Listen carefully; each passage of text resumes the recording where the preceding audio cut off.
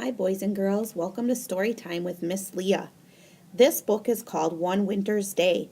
It is written by Christina Butler and illustrated by Tina McNaughton. This is a book about friendship and empathy. Little Hedgehog shows kindness and he receives it back. Little Hedgehog was making his bed for the winter when a sudden gust of wind blew him off his feet. It took hold of his cozy nest and tossed it high into the air. Little Hedgehog trembled as the wind whistled around him, and he wondered what to do. He caught hold of his scarf, hat, and mittens before they blew away and tried to find shelter under the tree roots. But wherever he went, the wind blew there as well. "I'll have to stay with Badger until this storm is gone," he said at last, pulling his woolly hat firmly over his prickles. Then he snuggled into his cozy scarf, put on his mittens, and with a deep breath he set off. The wind was even stronger in the meadow. Leaves swirled here and there, and snowflakes filled the air. Little Hedgehog hadn't gone far when he bumped into a family of field mice shivering in the long grass. "I've never known such a storm," squeaked Mother Mouse. "The wind has blown our nest far away, and my poor babies are so cold." "My home has been blown away as well," said Little Hedgehog. "I'm on my way to stay with Badger, but I have just the thing to warm you up." And he took off his woolly hat and he gave it to the mice. "Oh, lovely, lovely," they squeaked, snuggling down out of the wind. "Thank you, Little Hedgehog."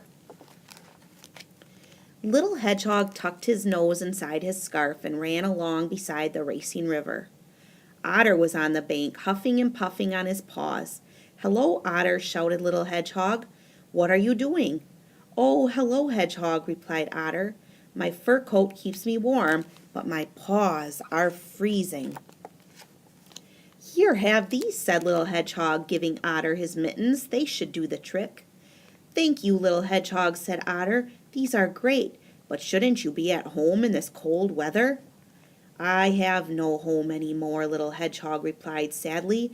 "The wind has blown it away," and running on he cried, "I'm going to stay with Badger."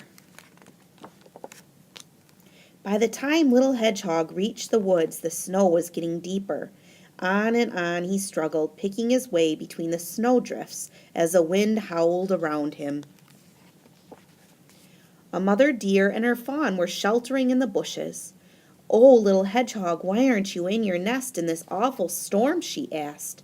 So Little Hedgehog told Mother Deer about his nest blowing away, but as he spoke he saw that the little fawn was shaking with cold. "Here, take this," he said, giving the fawn his scarf. "How kind you are," said Mother Deer. "Thank you, Little Hedgehog."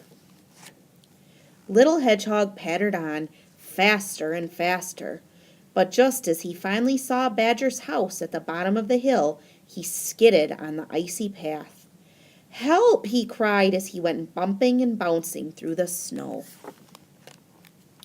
Badger was making tea when he heard a big thud outside.